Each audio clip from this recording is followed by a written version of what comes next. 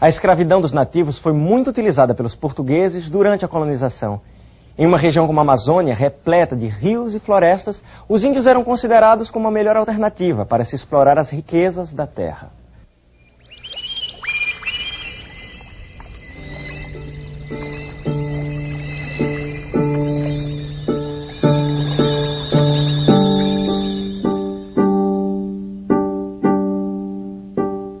Imagine a TV viajando no tempo para mostrar o passado. Imagine a vida, as pessoas, os sonhos de outras épocas. Imagine tudo isso como era há alguns séculos. 500 anos, o Brasil Colônia na TV. Episódio 6, Entre a Fé e a Espada. Duas coisas faziam a Amazônia ser bem diferente do resto do Brasil: seus rios e sua floresta. Vejam neste mapa a quantidade de rios que estão ligados ao rio Amazonas. Se a floresta era fechada e perigosa, os rios podiam ser usados para se chegar a várias partes do interior. O convívio com essa realidade criou um jeito muito especial de viver. Um jeito que até mesmo os colonizadores tiveram que aprender. Toda manhã o pajé ia para as margens do rio. Diziam que o rio falava com ele. Ninguém podia ir, só o pajé. Mas certa vez um curumim foi atrás dele para ver o que ele fazia. E o que foi que o curumim descobriu? Você nem imagina, Indi. O pajé balançou o maracá e invocou os encantados, criaturas que vivem no fundo dos rios. Pegou um punhado de folhas secas e jogou no ar. O vento soprou forte e as águas se encresparam. Depois fez silêncio. Aí o curumim começou a ouvir muitas vozes dos encantados cantando ao longe. Um deles apareceu. A boiuna, uma cobra imensa. E o pajé começou a conversar com ela. Aqui estou, boiuna. Tem algo para me contar? Os homens brancos estão vindo. Chegarão aqui em breve. O que devo fazer?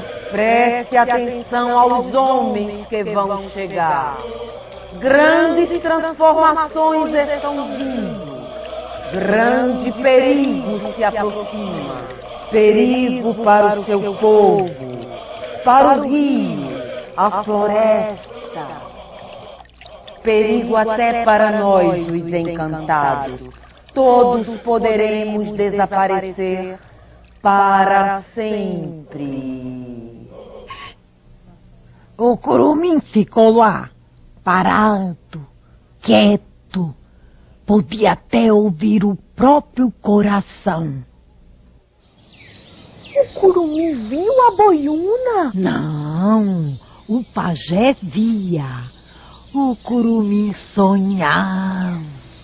E os homens brancos, vó, vieram mesmo? Vieram. As pessoas da tribo, elas tiveram medo? Uns tiveram medo, outros curiosidade. Mas teve gente que ficou muito desconfiada. Ficaram na beira do rio, olhando os brancos chegarem e descerem das suas canoas com as mãos estendidas, cheias de presentes. Os brancos perguntaram se sabíamos onde havia ouro e prata. Eles só pensam nisso. Ficaram algum tempo e depois foram embora. Os brancos não fizeram nada, vó. Não prenderam ninguém? Não. No começo eles só vinham para aprender, entender onde estavam pisando. Depois vieram mais e mais vezes. Vieram tantos brancos que aos poucos as pessoas da tribo notaram que nem todos eles eram iguais. Alguns deles eram inimigos entre si. Outros mostraram que eram inimigos da tribo. Primeiro começaram a levar as pessoas com eles. Elas partiam e nunca mais voltavam. E para onde os brancos levavam as pessoas? Para as missões, lugares como este aqui. As missões ficavam nas margens dos rios. Eram aldeias administradas por ordens religiosas, como jesuítas, franciscanos e dominicanos. Nesses lugares, os índios tinham aulas de religião, mas no final, o que aprendiam mesmo era trabalhar para os brancos. Os colonos negociavam com os padres para conseguir a mão de obra dos nativos e assim extrair produtos da terra. Cacau, canela, salsa, cravo e muito mais.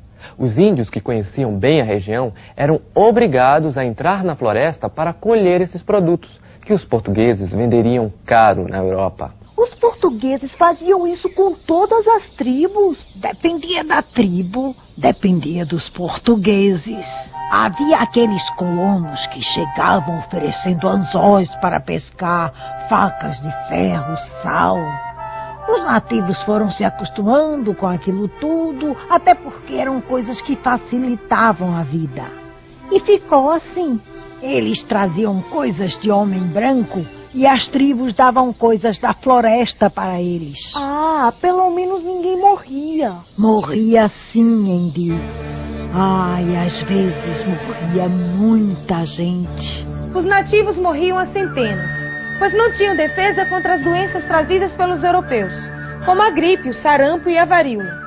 Sem falar que os brancos pegavam os índios das missões e os mantinham trabalhando dia e noite. Muitos morreram de tanto trabalhar.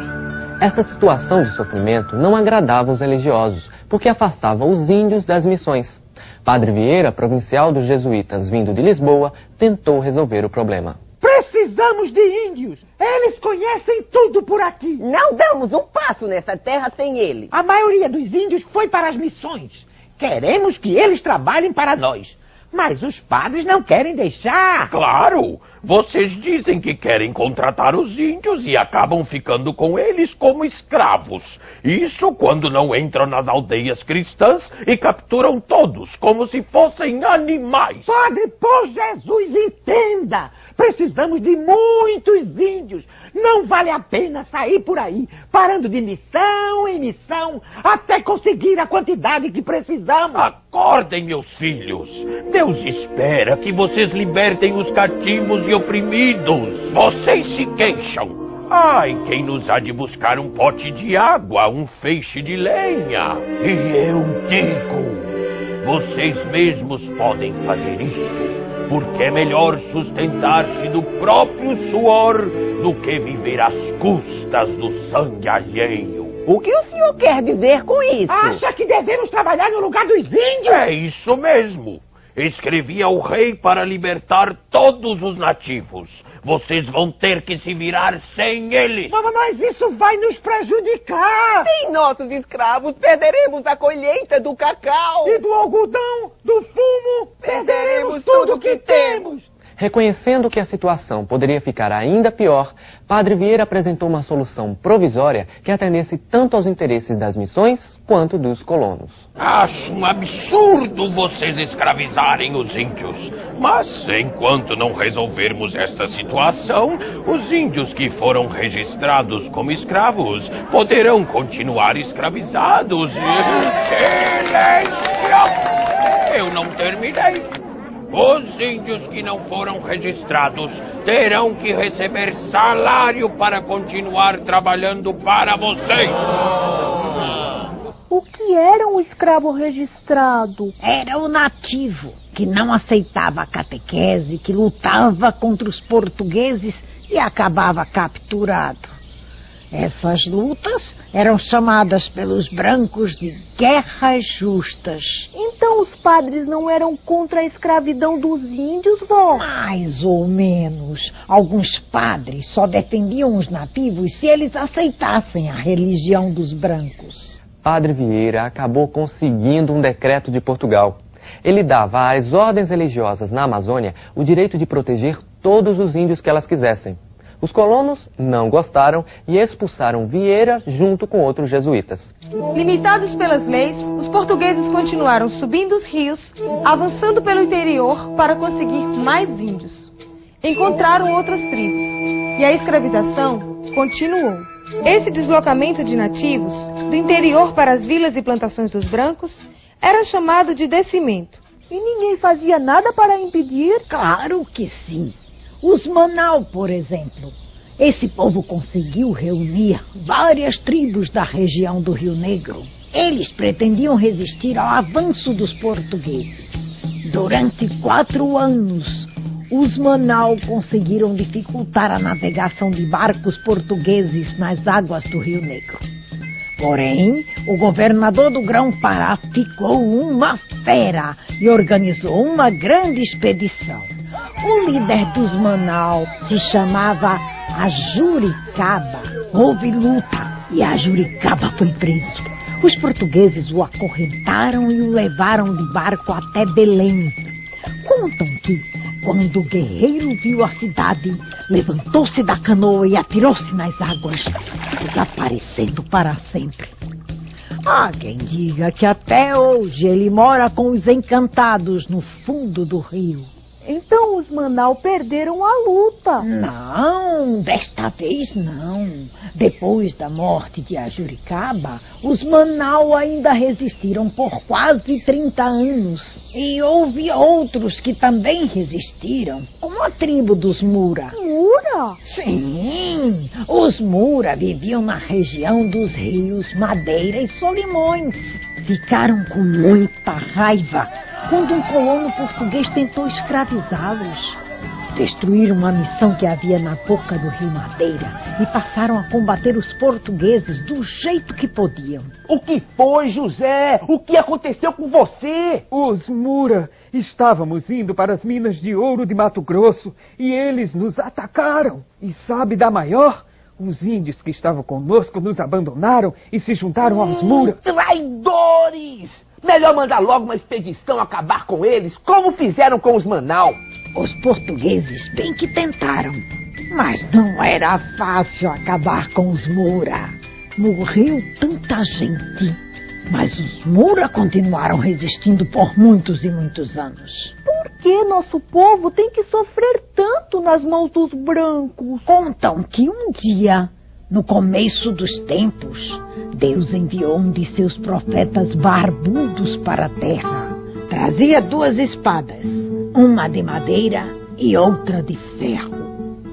O profeta pediu ao pai do nosso povo que escolhesse uma delas. Ele escolheu a espada de madeira, pois a madeira é nossa amiga e faz parte da nossa vida.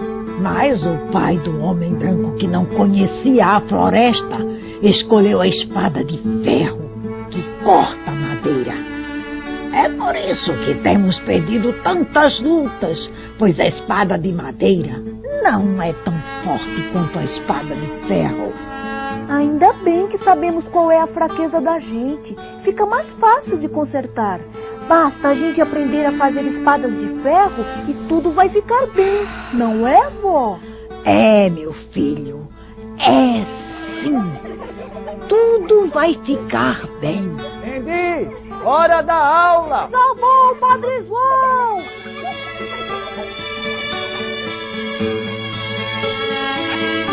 Até mais, vó. Até!